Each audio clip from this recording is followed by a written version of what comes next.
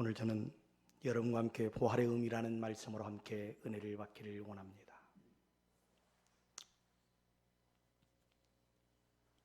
종교개혁자로부터는 종교개혁을 위해서 고군분투를 하다가 절망적인 사건을 만나게 되었습니다. 그는 너무 괴로운 나머지 식음을 전폐하고 누워버리고 말았습니다. 그러던 어느 날 루터의 아내가 상복을 입고 울고 있는 것이었습니다. 낙심하여 누워있던 루터는 깜짝 놀라가 아내에게 묻습니다. 여보, 누가 죽었단 말입니까? 그랬더니 그의 아내가 하는 말이 하나님이 돌아가셨습니다 라고 말을 하는 것이었습니다. 하나님이 돌아가셨습니다. 이 말을 들은 루터는 그의 아내에게 아니 하나님이 돌아가셨다니 그런 망령된 말이 어디 있단 말입니까?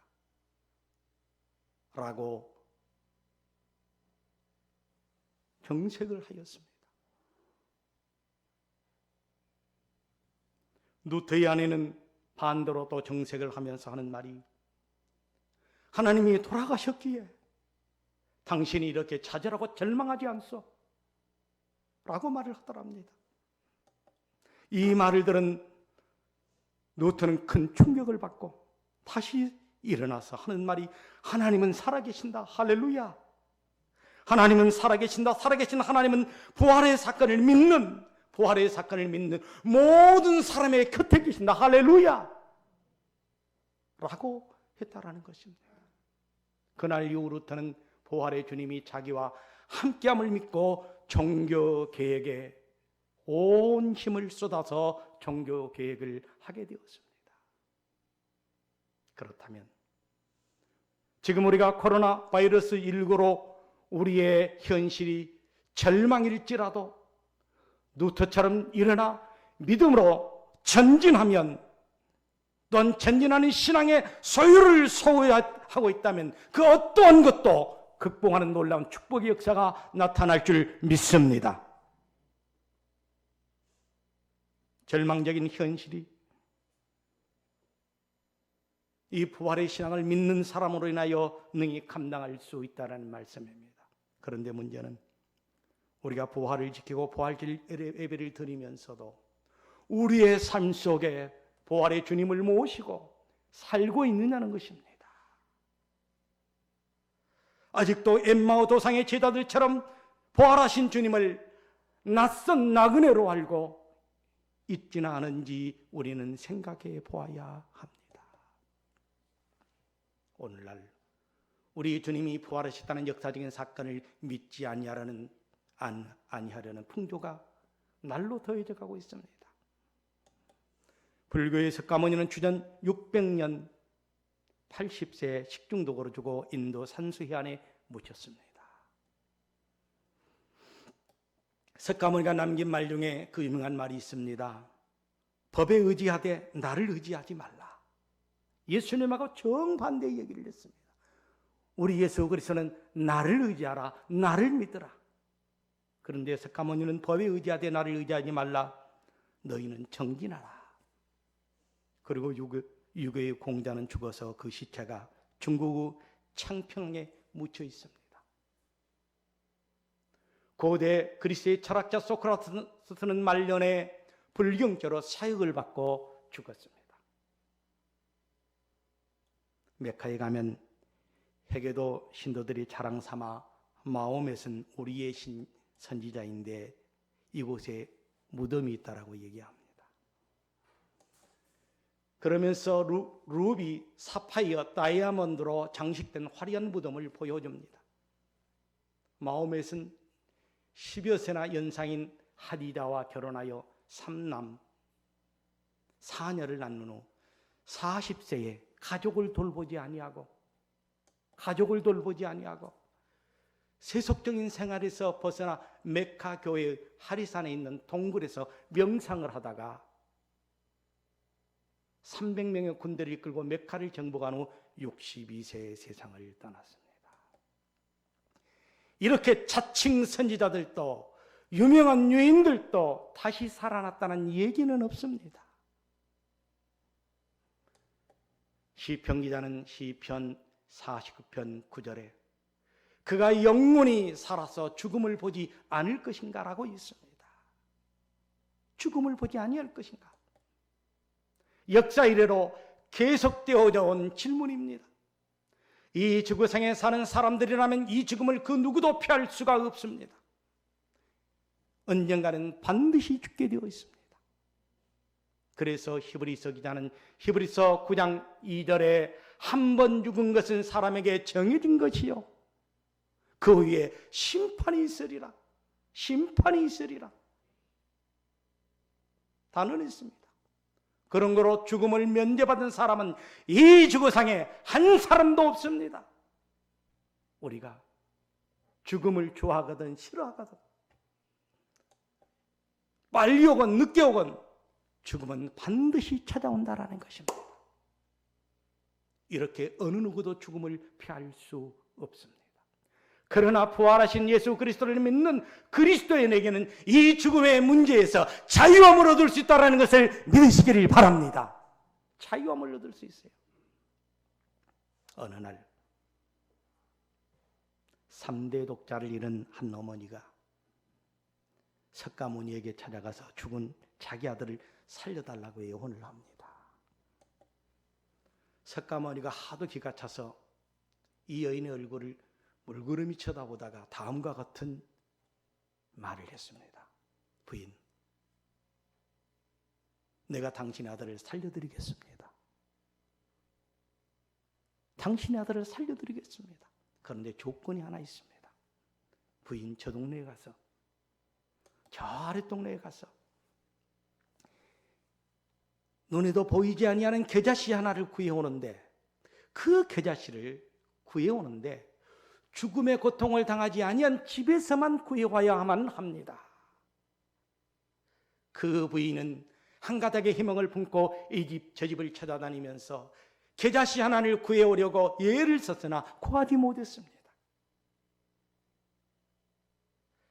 모든 집집마다 사망의 고통과 슬픔을 맛보았습니다. 다시 돌아와서 그 여인은 석가모니에게 그런 계자씨는 구할 수 없습니다라고 얘기했습니다. 그때 석가모니는 말하기를 그렇죠. 죽음의 비해란 모든 사람에게 다 임하는 것인데 당신의 아들이라고 왜 당하지 않겠습니까? 라고 말을 하더라는 것입니다. 그 여인은 슬픔에 찬 얼굴을 하며 발길을 돌렸다는 것입니다. 그렇습니다. 사람이 태어나면 반드시 죽게 되어 있습니다. 그러나 성경은 이 땅에서의 죽음이 모든 것에 끝난 것으로 말하지 않고 있습니다. 죽음은 곧 새로운 시작에 불과하다고 말씀하고 있습니다. 그러므로 죽음은 인생의 끝이 아닙니다. 오늘의 본문에서 예수님의 부활 사건으로 이를 증명해주고 있습니다. 그럼 이 부활 사건이 우리에게 주는 의미를 생각해 보면서 하나님의 은혜를 받도록 하겠습니다. 첫째, 오늘의 본문 1절, 6절까지 보면 부활은 역사적이며 실제적인 사건임을 알 수 있습니다. 부활은 역사적이며 실제적인 사건입니다. 믿습니까? 오늘날 수많은 사람들이 예수님의 부활을 인정하려 하지 않고 있습니다. 세계 2차 대전이 끝난 후 영국에서 하나님이 없다라는 것을 증명하기 위한 회의가 열렸습니다. 이를 증명하기 위하여 천문학 박사 한 분과 의학 박사 두 분이 강연을 시작합니다. 천문학 박사가 먼저 이 얘기를 합니다. 저는 얼마 전 최신형 만웅경을 구했는데 이 만웅경은 가장 멀리 있는 모든 별들까지도 볼 수 있습니다. 참으로 고성능입니다. 그런데 이 만웅경으로 아무리 전체를 살펴보아도 하나님은 보이지 않습니다. 정말로 하나님이 계시다면 하나님이 옷깃이라도 보여야 할 텐데 보이지 않습니다. 저는 이런 것을 볼 때 하나님이 없다라는 것을 확신합니다. 그러자 많은 군중들이 환호를 치며 박수를 쳤습니다. 맞아, 하나님은 틀림없이 없을 거야. 두 번째 강강자 의학 박사가 하기 시작합니다. 그는 이렇게 주장합니다. 나는 평생을 의학을 연구하며 살아왔습니다. 그런데 난 기독교인들이 주장하는 영혼이 있다는 것을 도무지 이해할 수가 없습니다. 그동안 수많은 기독교인들을 수술해 보았고 시신을 부검해 보았지만 영혼이 없습니다. 영혼을 본 적이 없습니다. 도대체 어디에 영혼이 있다는 말입니까? 살 속에 있습니까? 뼈 속에 있습니까? 아니면 피 속에 있습니까? 기독교인들이 영혼이 있다고 말하는 것은 다 거짓입니다. 도대체 영혼이 어디에 있습니까? 성경 자체도 거짓입니다. 역시 수많은 사람들이 박수를 치며 환호를 했습니다. 경연이 끝나고 사회자가 청중들을 향하여 질문을 하라고 합니다. 모두들 잠자코 있었습니다. 그러자 사회자는 그러면 이것으로 하나님이 없다라는 것이 증명되었으므로 회의를 마치도록 하겠습니다라고 말을 하자 맨 앞에 앉아있던 한 여성분이, 할머니 여성분이 일어나 제가 할 말이 있습니다 라고 하면서 연단에 올라가는 것이었습니다. 우리 교우들도 이런 성도가 되어야 할 것입니다. 할머니가 먼저 천문학 박사에게 질문을 합니다. 박사님, 박사님이 갖고 계신 망원경은 아주 고성능 망원경이죠? 예, 그렇습니다. 무엇인지 보입니까? 예, 보입니다. 그러면 바람도 보입니까? 바람이 보이냐고 묻습니다. 바람은 보이지 않습니다. 그러면 바람이 있습니까? 없습니까? 바람은 존재하고 있습니다. 어떻게 보이지 아니하는 바람이 존재한다고 말할 수 있겠습니까? 망원경으로 다시 한번 바람이 있나를 확인해 보아주시기 바랍니다. 없습니다. 없다고 말하는 것은, 하나님이 없다라고 말하는 것은, 보이지 않다고 하나님이 없다라고 말하는 것은 옳은 말이 아닙니다. 바람도 볼 수 없는 망원경을 가지고 어떻게 하나님을 볼 수 있단 말입니까? 할머니의 말에 천문학 박사는 한마디의 대꾸도 하지 못하고 물러섰습니다. 이 지구상에는 보이지 아니한 것들이 바람뿐만이 아니라 수많은 것들이 있습니다. 여러분의 귓전에 들리는 소리가 보입니까? 음성이 들려지지만 그 음성이 여러분들 보입니까? 보이지 않습니다. 권여 할머니는 의학 박사에게 묻습니다. 박사님, 아내가 있습니까? 예. 자녀가 있습니까? 예. 그러면 박사님은 아내와 자녀들을 사랑합니까? 예. 저는 아내와 자녀들을 무척이나 사랑합니다. 그래요?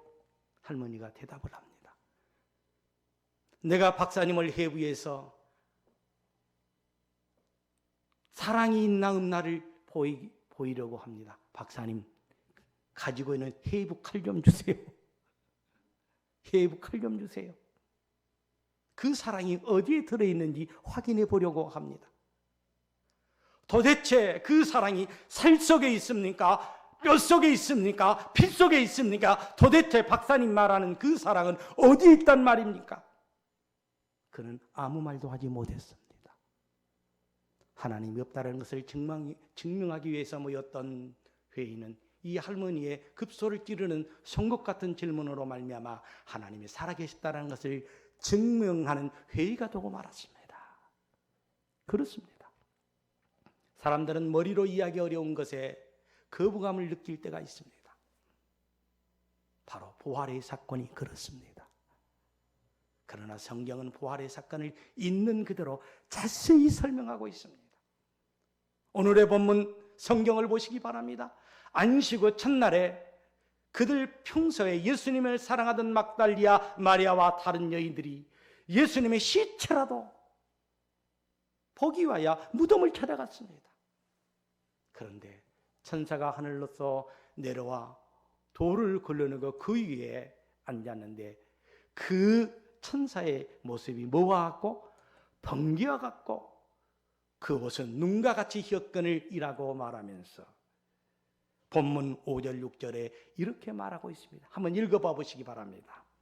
천사가 여자에게 이르되 너희는 무서워 말라. 십자가에 못 박히신 찾는 줄 아노라.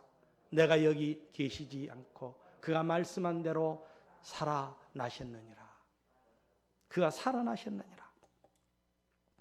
보고 느낀 대로 기록한 말씀입니다. 보고 느낀 대로 기록한 말씀입니다. 거짓으로 꾸밀 수 없는 말씀입니다. 부활의 사실을 과학적으로, 천문학적으로, 의학적으로 증명할 수 없지만 눈으로 보고 오감으로 느낀 사건을 이 여인들은 기록했습니다. 이렇게 증거가 확실한 사건을 그 누구도 부인할 수 없습니다. 그 당시에 이 부활의 사건을 부인해 보려고 수많은 사람들이 시도했습니다. 그래서 첫째로 예수님의 죽음은 완전히 죽은 것이 아니라 잠깐 동안 기절했다가 다시 살아나는 기적설을 얘기하는 사람도 있었습니다. 기절하여 잠깐 의식을 잃은 상태에서 바이석선이라는 곳에 눕혀놓으니까 다시 정신을 차리게 되었다라는 학설입니다. 그러나 이 학설은 당시의 상황을 자세히 이해하지 못한 학설입니다. 성경을 보면 당시 안식일이 다가오니까 예수님이 빨리 죽지 않습니다. 안식일을 지키기 위해서 예수님의 옆구리를 창으로 찔러서 심장이 파열되어 물과 피를 다 쏟게 되었다고 기록하고 있습니다. 그러므로 기적설은 있을 수 없습니다. 다음으로 예수님의 시체를 도적에 갔다는 도적설이 있습니다. 예수님의 시체를 제자들이 도적에 갔다라는 것입니다.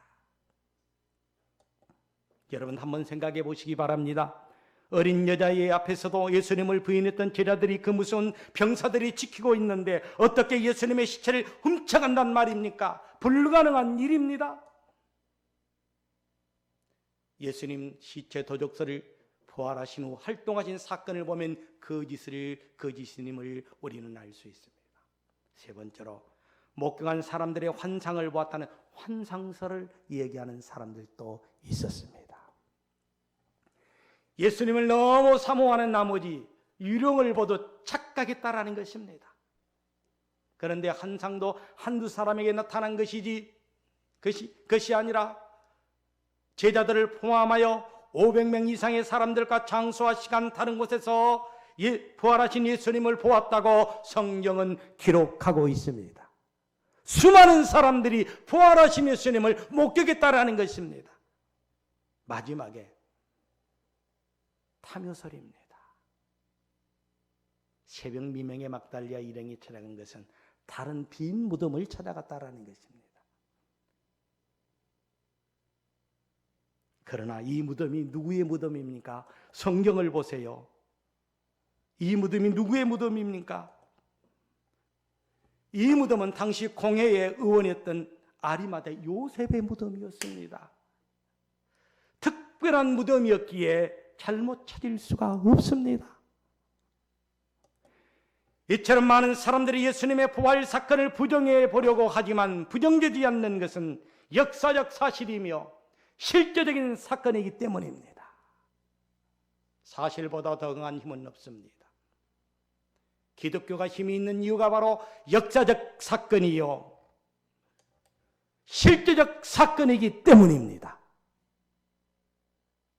이 역사적 부활 사건, 실제적 부활의 사건을 날마다 체험하며 감격에 누리는 저와 여러분이 되길 주의 이름으로 축원합니다. 둘째로 오늘의 보면 7절에서 10절에 보면 부활 사건은 증거자로서 삶을 사는 가장 큰 이유가 되었습니다. 전도자로서의 삶을 사는 가장 큰 이유가 되었다라는 것입니다. 인도의 성자 선다싱이 영국을 방문했을 때에 많은 사람들이 그에게 질문을 했습니다. 당신이 오랫동안 믿었던 전통의 힌두교를 버리고 기독교를 믿게 된 동기가 무엇입니까? 이 질문은 힌두교와 기독교 차이가 무엇이기에 기독교로 종교를 바꿨냐고 묻는 것이었습니다. 썬다싱이 힘있게 말을 합니다. 부활하신 예수님 때문이라고. 할렐루야. 무엇 때문에?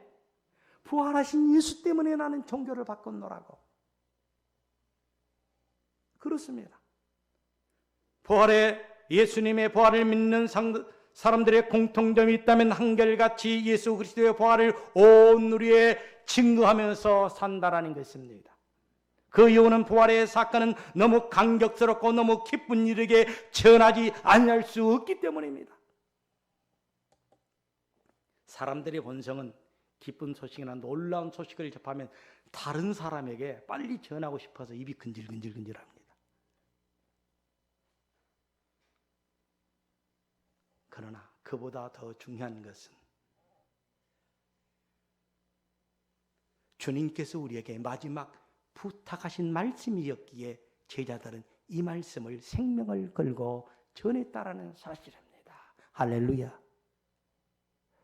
오늘은 7절을 보시기 바랍니다. 우리 함께 읽어보시기 바랍니다. 또 빨리 가서 그의 제자들에게 이르되 그가 죽은 자 가운데서 살아나셨고 너희보다 먼저 갈릴리로 가시나니 거기서 너희가 배우리라 하라. 보라, 내가 너희에게 일렀으리라. 또 빨리 가서 그랬잖아요. 또 빨리 가서. 본문의 내용은 이 여인들에게 빨리 가서 주님이 다시 살아나셨다고 제자들에게 알리라는 것이었습니다. 이 여인들을 통해 주님의 부활 소식을 들은 제자들은 후에 십자가를 전하다가 순교의 제물이 되었다라는 것입니다. 그만큼 가치 있는 사건이었습니다. 기독교의 신앙이 여기에 세워진 것입니다. 기독교의 신앙은 오병이의 기적이나 병든 자를 살리신 기적 없어도 이루어질 수 있습니다. 그러나 십자가에 죽으셨다가 다시 사신 부활의 사건이 없다면 기독교는 성립될 수 없습니다. 만일 이 부활이 없이 인생이 죽음으로 끝난다면 그리스도인들처럼 불쌍한 사람이 없을 것입니다.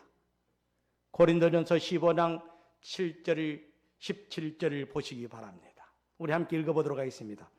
그리스도께서 다시 살아나신 일이 없다. 너희의 믿음도 헛되고 너희가 여전히 죄 가운데 있을 것이요. 그리스도께서 다시 살아나는 일이 없다면 너희의 믿음도 뭐라고? 헛된 것이라고 말씀하고 있습니다. 사랑하는 교회 여러분, 여러분은 무엇 때문에 예수의 부활을 믿습니까? 무엇 때문에 사랑하십니까?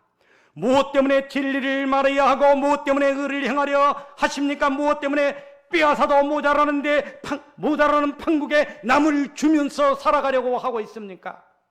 그것은 부활하신 예수님 때문이라는 것을 믿으시기를 바랍니다.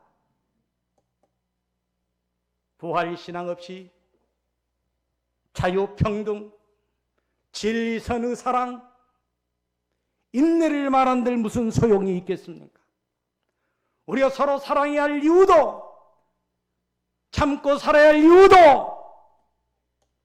남을 줘야 될 이유도 예수님의 부활 사건의 기인함을 믿으시기를 바랍니다. 그러기에 예수 그리스도의 부활 사건을 온 누리에 전하면서 예수가 부활하셨다고 우리는 다시 부활할 거라고 외치는 저와 여러분이 되기를 주의 이름으로 축원합니다. 부활이 없으면 물이 없는 꽃을 꽃병에 꼬아 놓는 것과도 같습니다. 잠깐의 화려함과 아름다움은 있으나 오래가지 못합니다. 뿌리가 없기 때문입니다. 그리스도인들의 뿌리는 부활 신앙에 있다는 것을 믿으시기를 바랍니다. 이 소식을 힘차게 온 누리에 전하는 저와 여러분이 되기를 다시 한번 주의 이름으로 축원합니다. 마지막 세 번째, 오늘 본문 11절에서 15절을 보면 예수님의 부활은 새로운 창조적 사건입니다. 정말로 놀라운 사건이에요. 창조적 사건입니다. 봄이 오면 죽었던 나무에서 새로운 잎들이 피어납니다. 녹음이 푸르게 되는 것을 우리는 발견하게 됩니다. 동면하던 곤충이나 동물들도 새로운 생명의 순환을 보여줍니다. 이러한 자연의 신부를 보면 부활의 모습을 어렴풋이나마 짐작할 수 있습니다. 그러나 예수님의 부활 사건은 자연적인 현상이 아닙니다. 부활 사건은 식물이 싹이 트고 자라는 정도가 아닌 창조의 계시입니다. 사실 저도 어린아이들에게 설명할 때 자연 질서에서 부활을 설명할 때도 있었습니다. 다 죽어간 것 같은 나뭇가지에서 봄이 되면 다시 움이 터 오르는 것으로 부활 사건을 설명할 수밖에 없었습니다. 체험이 없었기 때문에. 또 나비가 신나게 세상을 날아다니지만 사실 그 이전에 번데기의 시절이 있었다는 것을 얘기했습니다. 어찌 보면 일반 계시의 의미에서 부활을 접근했습니다. 그러나 진정한 의미에서 부활은 새로운 창조의 사건입니다. 그러기에 당시 부활의 광경을 못 간 제자들이 그렇게 중요하게 여겼던 안식일을 예수님이 부활하신 날로 바꿔버렸습니다. 안식일이 토요일이었는데 예수님이 부활한 바로 그 이튿날로 바꿔버렸습니다. 그러므로 부활은 새로운 역사의 시작의 날입니다.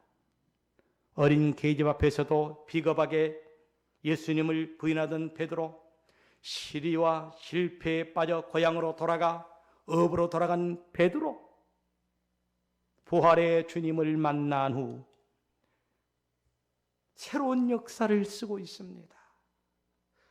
부활의 주님을 만난 후 베드로는 새로운 역사를 쓰고 있습니다. 요한복음 21장 15절에 보면 내 어린 양을 먹이라는 말씀이 있습니다. 이 말씀을 전하다 순교했다라는 것입니다.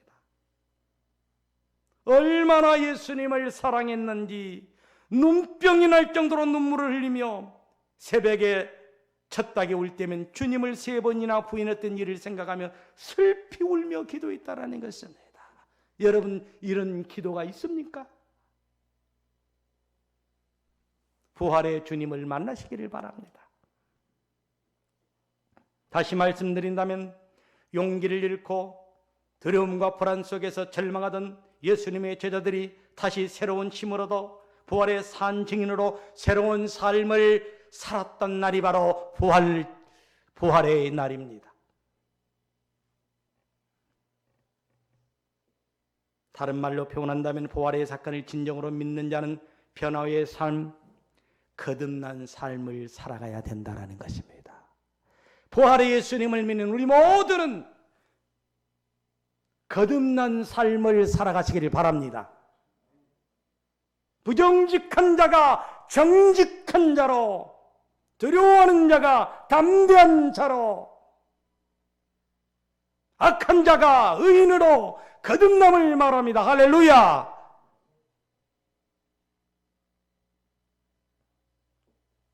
거듭남을 말합니다.